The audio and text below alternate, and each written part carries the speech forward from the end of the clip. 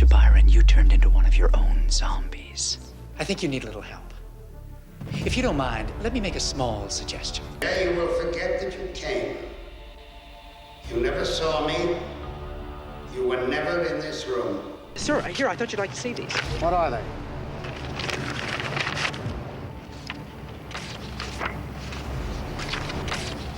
Spider-Man, 1977, 20 weird facts you didn't know. Spider-Man might be one of the most adapted superheroes in history, but his very first leap into live action came in 1977. And it's a chapter almost erased from memory. Long before Hollywood blockbusters, this TV movie tried to bring Spidey to life, and what went on behind the mask was as strange as it was daring. From risky stunts to baffling creative choices, the stories behind it will blow your mind. Stick around because in today's video, we'll look at 20 weird facts from your childhood's favorite Spider-Man 1977 that most of you have no clue of. 1. The first live-action Spider-Man ever. Before Tobey Maguire swung onto the big screen in 2002, it was Nicholas Hammond who first put on the red and blue suit back in 1977. Hammond wasn't some random pick. He had already played Friedrich in The Sound of Music. But seeing him as Spider-Man was a shock for many fans, especially since nobody expected Marvel's most popular hero to get a live-action version at all. Remember, this was the late 70s, long before superhero movies were considered cool or profitable. Hammond's Spider-Man might look clunky compared to today's standards, but at the time, it was groundbreaking. He was the first actor ever to wall crawl, web sling, and officially represent Spider-Man in live action, paving the way for every Spidey actor that followed. Without Hammond's version, we might not have gotten the blockbuster Spidey franchises we know today. Now, even though there was an earlier live-action Spider-Man, Shinji Todo, in the Japanese Toei series released the same year, but Hammond predates all US versions and is the first for international audiences. 2. CBS almost didn't want it. Here's the funny thing, CBS, the network behind the 1977 Spider-Man, almost refused to make it. At that time, TV executives thought superheroes were for kids, nothing serious. They worried that adults wouldn't watch, and they didn't want their network looking childish. Can you imagine that now when superhero shows and movies dominate everything? What really flipped the switch was the growing demand for comic-inspired content. Marvel's characters were getting popular, and CBS didn't want to completely miss out. So they cautiously agreed to make the Spider-Man pilot even though they weren't fully confident. Ironically, once it aired, the pilot turned into one of CBS's most-watched shows that year. The network realized they had underestimated the power of the Marvel brand. Spider-Man proved people of all ages wanted to see heroes come to life, not just kids glued to Saturday morning cartoons. 3. Spider-Man's budget was surprisingly high. When people think of old TV shows, they imagine cheap sets and corner-cutting effects.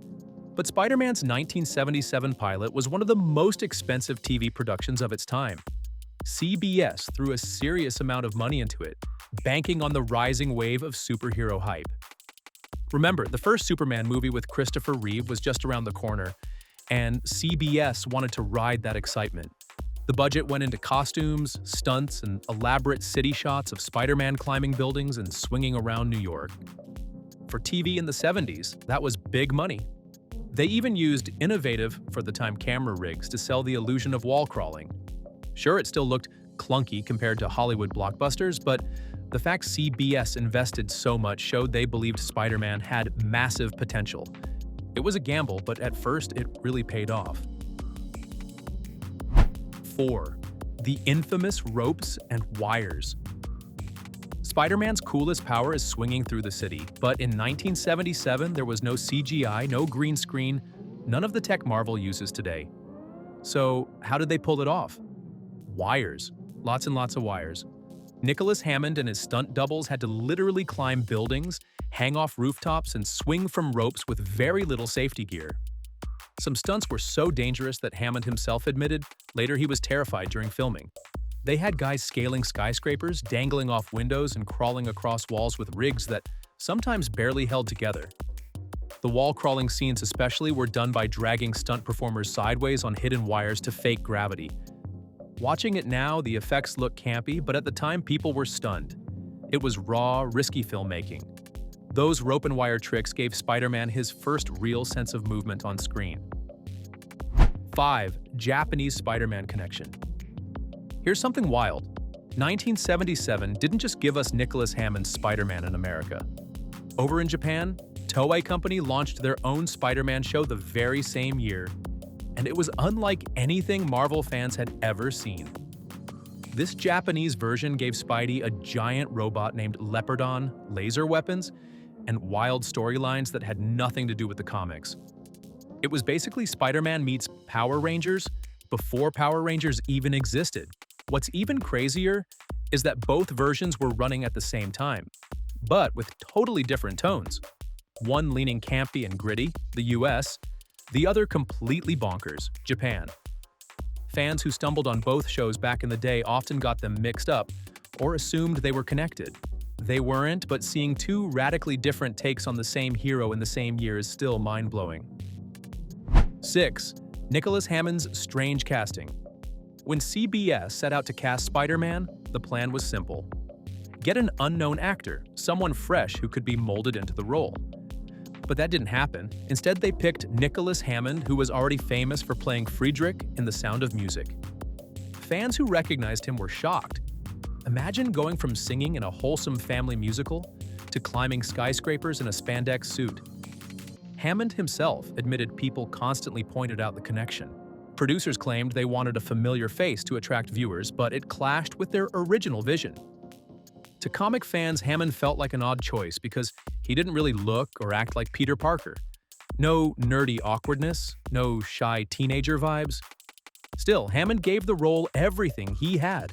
And in a weird way, his casting set a precedent for bigger-name actors tackling superheroes later on. 7. No iconic villains. Here's one of the biggest head-scratchers. The 1977 Spider-Man never gave us Green Goblin, Doc Ock, Venom, or any of the rogues that make Spidey's world so thrilling. Instead, most episodes featured random criminals, terrorists, or shady businessmen. CBS's reasoning: they thought classic Spider-Man villains were too comic booky and would look silly in live action. It sounds ridiculous now, but back then, networks wanted superhero shows to feel grounded, almost like cop dramas with a costumed lead. So Spider-Man was often just stopping generic thugs instead of battling iconic enemies. Fans were frustrated. Without villains like Goblin or Ock, the show missed a huge part of what made Spider-Man special. Imagine Batman without the Joker, or Superman without Lex Luthor. That's basically what CBS did, and it left viewers scratching their heads. 8. A very different J. Jonah Jameson. If there's one character Spider-Man fans instantly recognize, it's J. Jonah Jameson. The loud, cigar-chomping newspaper boss who never stops yelling about menace. But in the 1977 series, JJJ was almost unrecognizable. Actor David White played him as calm, polite, and even somewhat fatherly. He wasn't screaming at Peter, he wasn't insulting Spider-Man, and he wasn't firing off hilarious one-liners. Instead, he came across more like a stern but fair boss. This totally threw off fans, because Jonah's over-the-top personality is part of what makes Spider-Man stories so fun. Without that energy, the bugle scenes felt flat. Stan Lee himself later said he didn't like this take because it stripped away one of the most colorful characters in Spidey's world. Looking back, it's one of the strangest creative choices CBS made, and one that fans still debate today. 9. Stan Lee hated it. Stan Lee, the man who co-created Spider-Man, was never shy about giving his opinion, and when it came to the 1977 live-action series, he didn't hold back. At first, he was excited that Spidey finally got a TV show, but when he saw the final product, he was disappointed. Lee thought the show was dull, lifeless, and totally missed the fun, witty energy of the comics. For him, Spider-Man wasn't just about climbing walls, it was about humor, personality, and larger-than-life villains. CBS stripped most of that away, turning it into more of a cop drama with a guy in tights. Lee admitted later that he really disliked CBS's approach, even though he appreciated Nicholas Hammond's effort.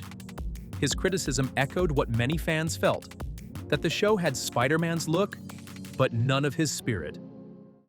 10. the spider sense was missing. One of Spider-Man's coolest abilities is his spider sense. That tingling warning whenever danger is near, it's iconic. But the 1977 series just ignored it. No buzzing sound, no cool visual effects, nothing. Peter Parker basically stumbled into danger without any warning. For fans, this was a huge letdown. The spider sense wasn't just a gimmick. It was part of what made Spidey unique compared to other heroes. Without it, he seemed weaker and less sharp. Imagine Batman without gadgets, or Superman without flight. That's how stripped down this version felt. The omission made the action look clumsier, like Spider-Man was reacting too late rather than anticipating threats. It's one of those details that might not seem major at first, but for hardcore fans, it robbed Spidey of one of his most defining traits. 11. Spider-Man didn't crack jokes. In the comics, Spider-Man is famous for his constant wisecrackers. He taunts enemies, throws out sarcastic one-liners, and uses humor as a weapon. But Nicholas Hammond's Spider-Man? Dead serious. He barely said anything once he put on the mask. This silence gave him an almost eerie presence, and fans quickly nicknamed him the Mute Spider-Man. The problem was, without the jokes, he lost a huge part of his charm. Instead of being the funny, relatable underdog, Hammond's Spidey came off as stiff and overly dramatic. Sure, CBS probably thought the humor wouldn't land with adults, but that decision cost the show dearly. It made their version of Spider-Man feel bland, especially compared to the lively character readers loved in the comics. Fans wanted quips, banter, and playful energy, but what they got was a very quiet wall crawler. 12. The awkward suit design. The 1977 Spider-Man suit might have been groundbreaking at the time, but let's be honest, it looked awkward. The mask had these giant, clunky eye lenses that gave zero expression, almost like bug-eyed goggles. The web pattern on the suit wasn't sewn in, it was glued on, and sometimes you could literally see it peeling during scenes. The fabric was loose in some spots, too tight in others, and lacked the sleek look fans expected. Even Nicholas Hammond admitted it wasn't exactly comfortable.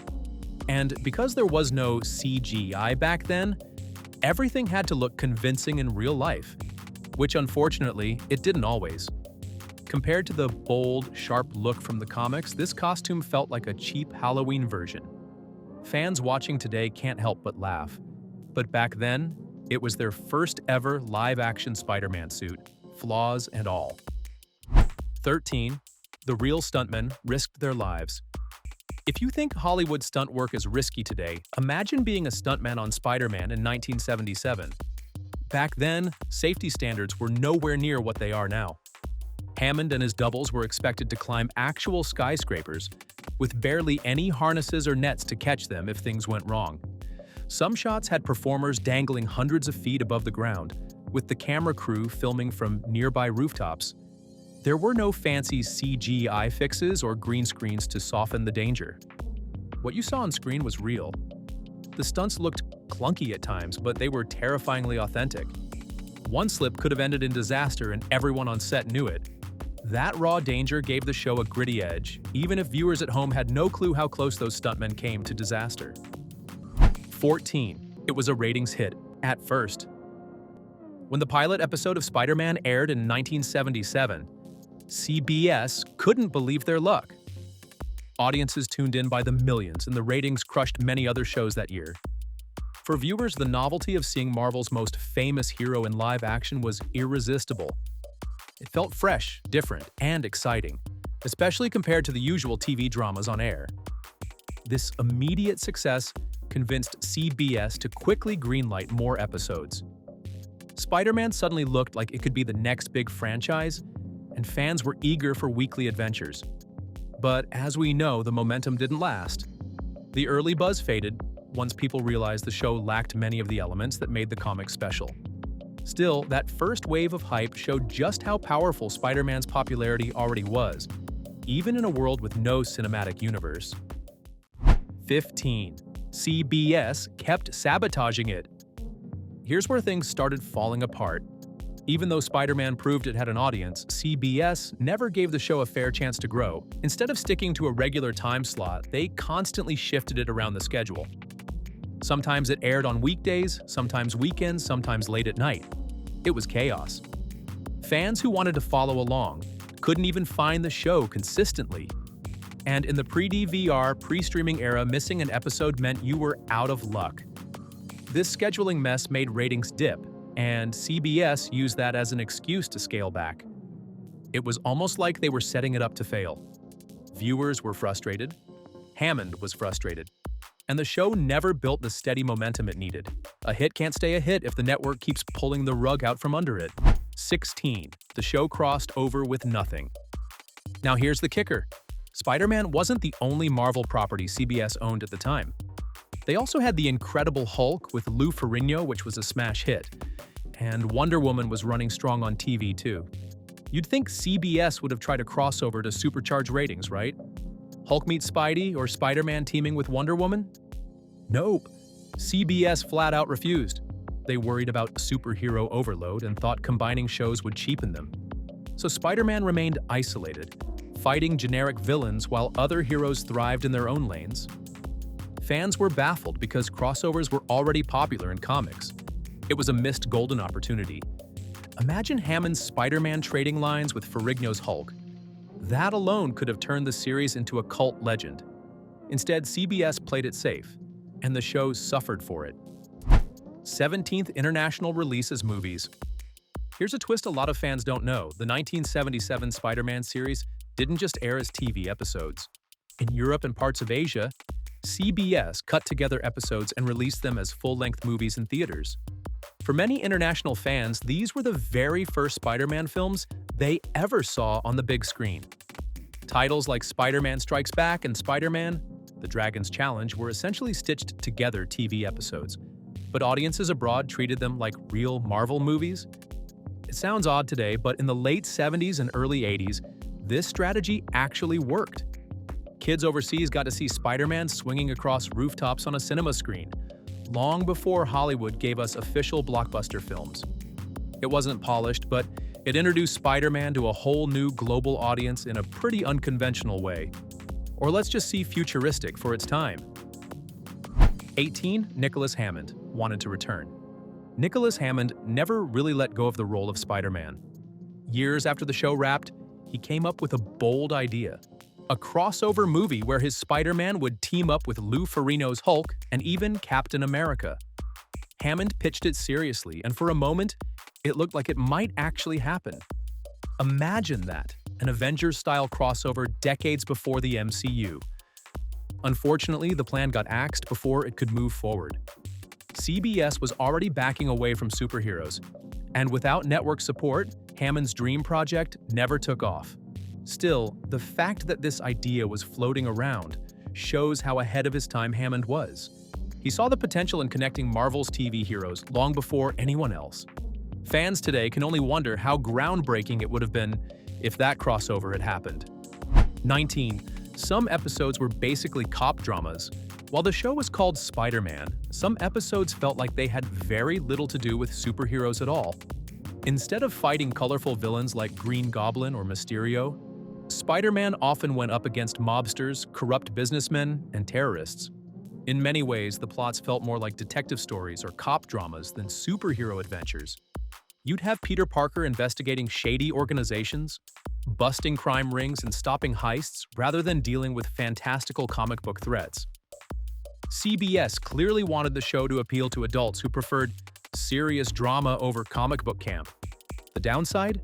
It stripped away the fun and fantasy that made Spider-Man unique in the first place. Viewers who came expecting web-slinging action and outrageous villains sometimes felt let down by the grounded detective approach. It was Spider-Man, but without the magic. 20. It was buried by CBS. Despite everything, solid ratings, a recognizable hero, and fan interest, CBS decided to bury the show after just 13 episodes. The cancellation wasn't because audiences didn't care. In fact, the numbers were pretty good compared to other shows of the time. The real reason was CBS's fear of being labeled the superhero network.